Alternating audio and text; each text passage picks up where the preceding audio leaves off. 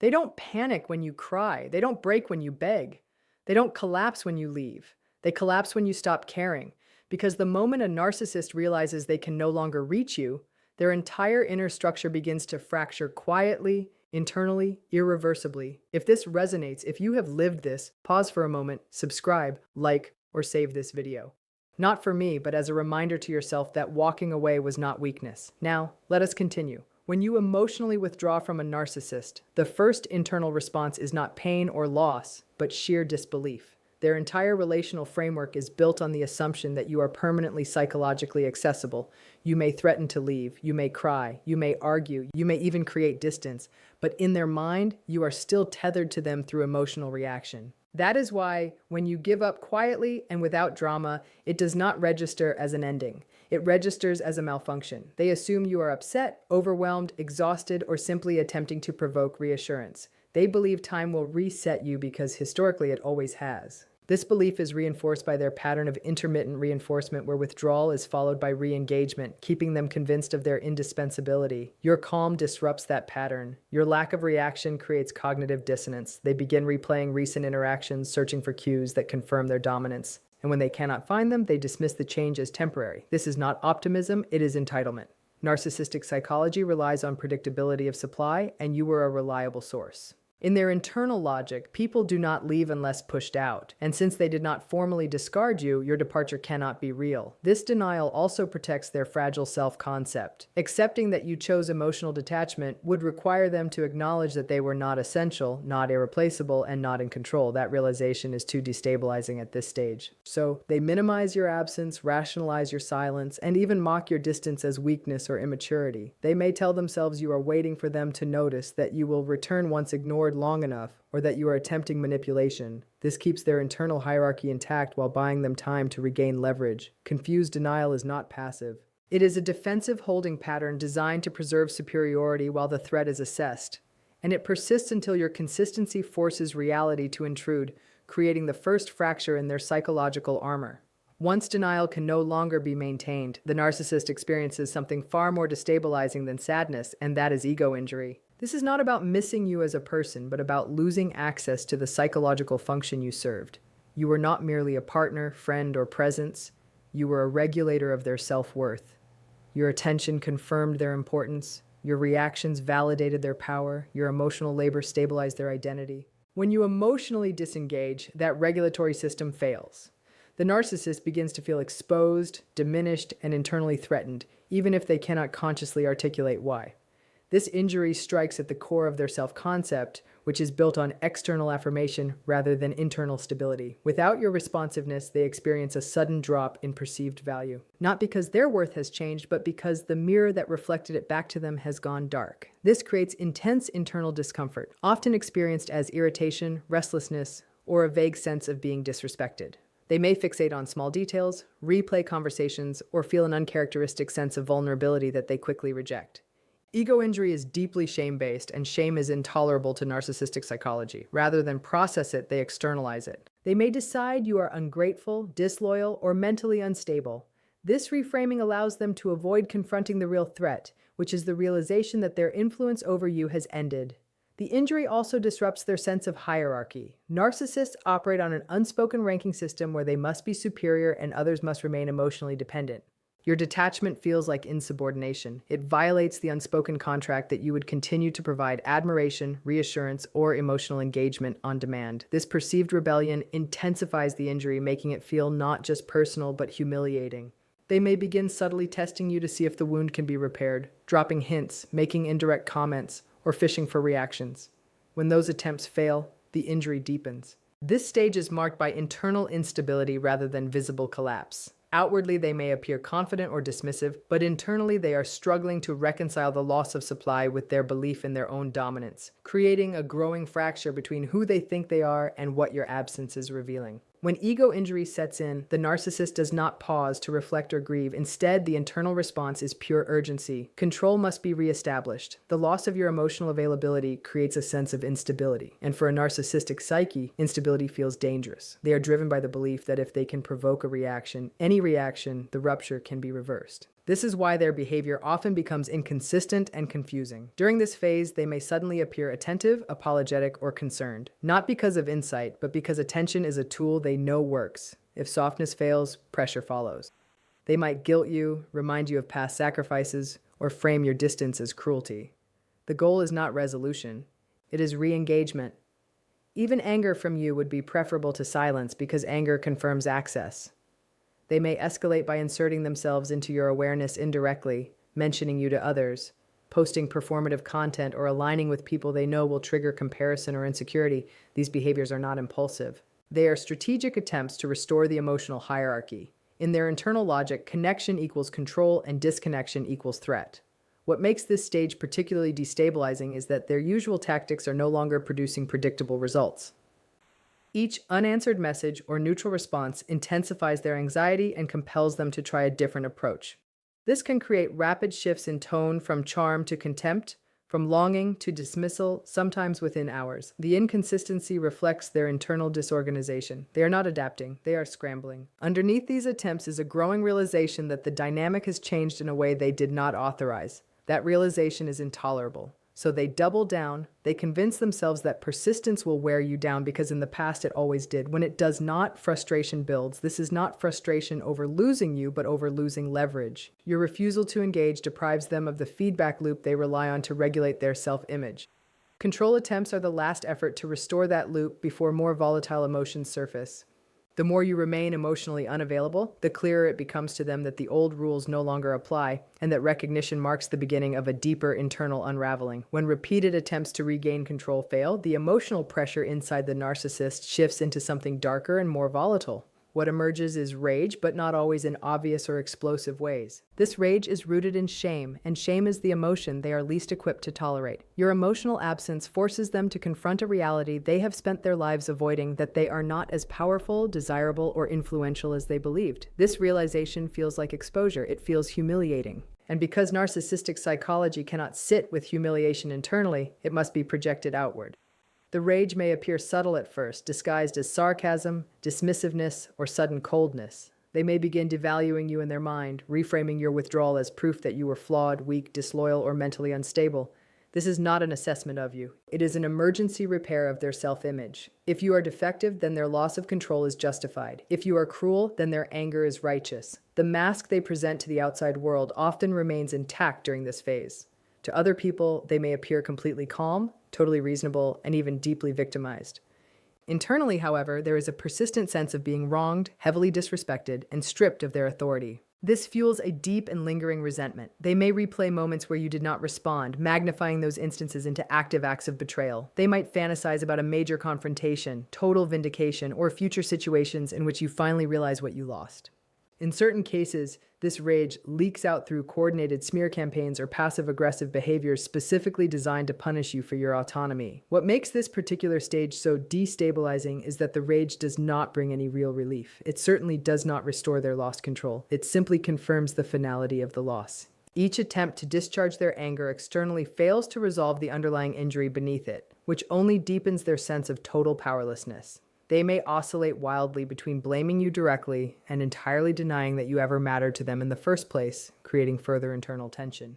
The rage exists entirely because your emotional detachment has removed their ability to regulate themselves through you, leaving them completely flooded with intense emotions they cannot process, manage, or soothe, feelings that continue to build silently beneath the surface without any resolution. After rage completely loses its effectiveness, the internal state of the narcissist shifts into something far more consuming and deeply unsettling, which is sheer obsession. This is the exact point where you occupy their mental space far more than they will ever admit to anyone. It is not because of genuine love or deep longing, but because your emotional absence has created an unanswered question that their mind simply cannot tolerate. Narcissistic psychology completely depends on total certainty regarding their position and impact on others. When you fully disengage and remain completely consistent, you transform into an unresolved anomaly. They begin monitoring you directly or indirectly, constantly scanning for any evidence that they still matter in your world. This might involve checking your social media profiles, asking mutual acquaintances about your well-being, or replaying old memories to pinpoint the exact moment where their control slipped away. This obsession is never romantic or affectionate in nature. It is entirely investigative. They are desperately trying to understand how someone they assumed was permanently dependent could detach so thoroughly without completely collapsing. Your inner calm becomes intensely threatening to them because it directly contradicts their internal narrative that you desperately needed them. They search frantically for any signs of personal struggle, regret, or instability because those indicators would instantly restore the familiar hierarchy they crave. When those signs fail to appear anywhere, their underlying anxiety increases exponentially. They may oscillate back and forth between believing you are merely pretending and deeply fearing that you have truly and permanently moved on from them. This creates an exhausting mental loop where they repeatedly return to thoughts of you, not to reconnect in a healthy way, but simply to resolve the deep discomfort your absence created. This intense obsession also serves a heavily defensive psychological function. By focusing entirely on you, they successfully avoid turning their gaze inward. True self-reflection would require them to acknowledge their own vulnerability, deep inadequacy, and internal emptiness. So instead, they externalize the entire problem and fixate obsessively on the person who triggered it. They may mentally rewrite past interactions, imagining hypothetical scenarios where they successfully regain their superiority, or where you finally realize their true value far too late. These comforting fantasies temporarily soothe the wounded ego, but ultimately reinforce the profound sense of loss. What intensifies this particular stage is your unwavering consistency. Each passing day that you refuse to react, explain, or re-engage strengthens the mounting evidence that their influence over you has truly ended. That hard realization is deeply destabilizing to their psyche. So the mind circles back again and again, desperately searching for any logical loopholes. This obsession persists simply because there is no closure available for them to grasp. You did not fight back. You did not plead for mercy, and you certainly did not chase after them. You simply disappeared emotionally, leaving them trapped forever between denial and acceptance, completely unable to reclaim their lost control and entirely unable to fully let go. Your absence acts as a permanent, glaring reminder of a power they no longer possess.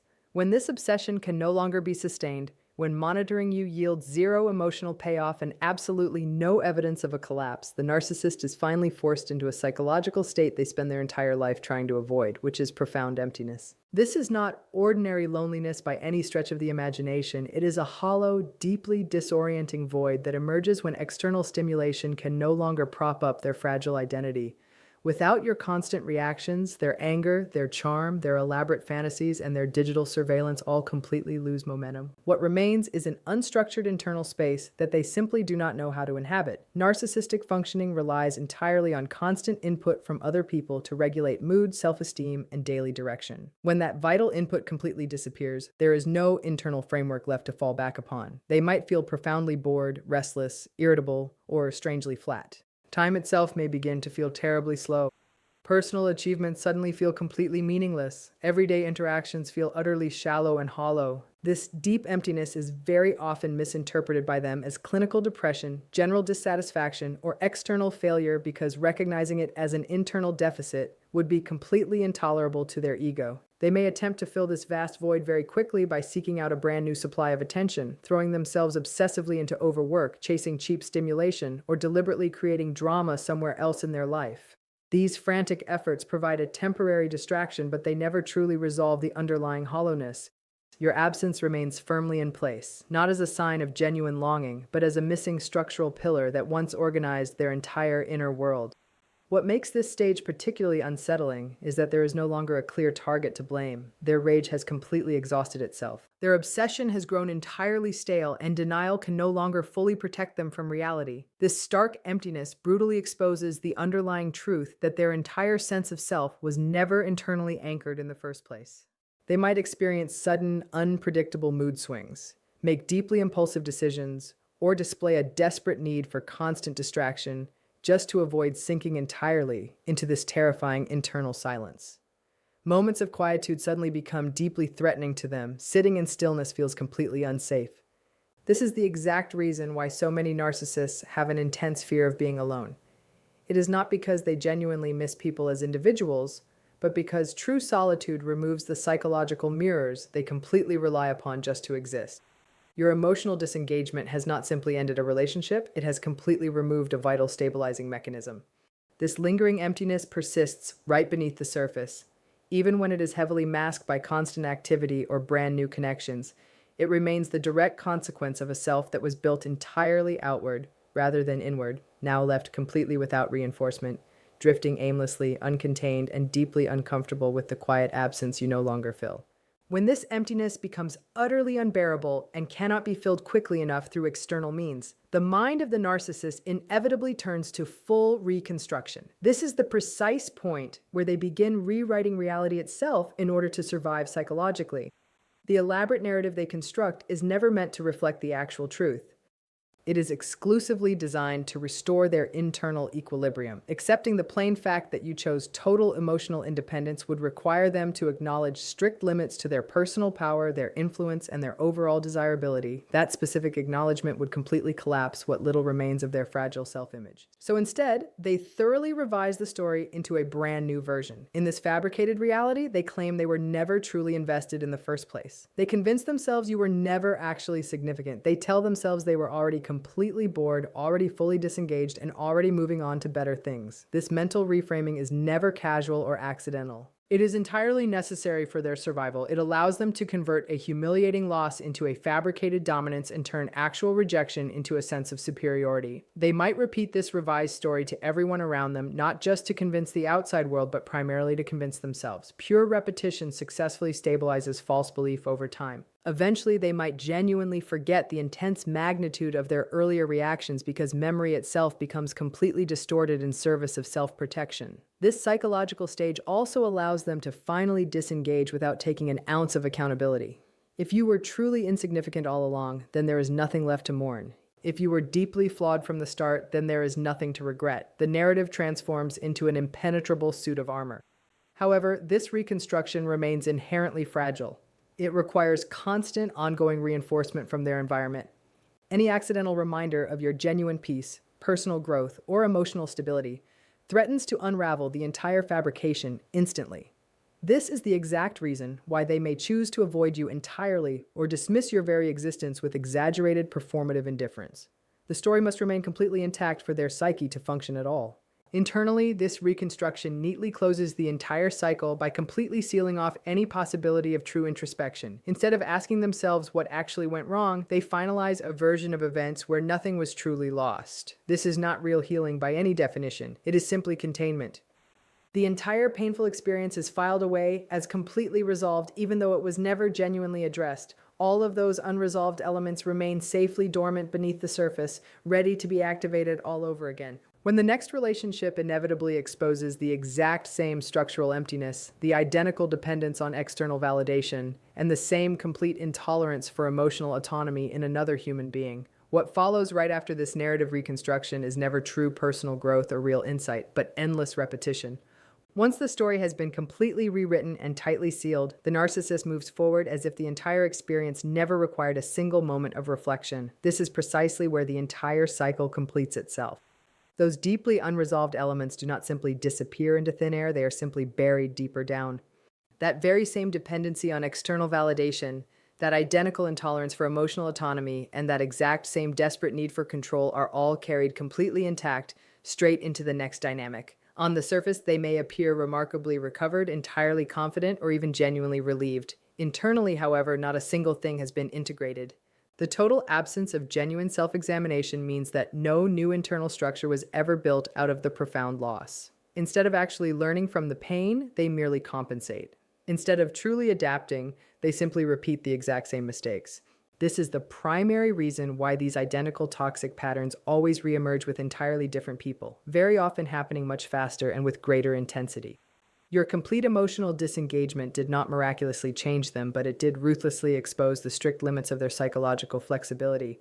For you, this final stage remains entirely invisible unless you truly understand everything that preceded it. You might easily notice their icy indifference, their casual dismissal, or their apparent ease and mistakenly mistake it for genuine strength. Let there be no doubt, it is not strength at all. It is nothing more than containment. They have slammed the file completely shut without ever bothering to read a single page of it. The long-term cost of this relentless avoidance is heavily deferred, but it remains completely inevitable. Every single repetition only reinforces the very same hidden fragility resting right beneath the surface. For you, however, the meaning is entirely different. Your unwavering consistency, your absolute silence, and your firm refusal to ever re-enter that toxic dynamic successfully forced an outcome they could never control. You did not win the battle by defeating them at their own game. You won simply by walking away and exiting their entire psychological system altogether.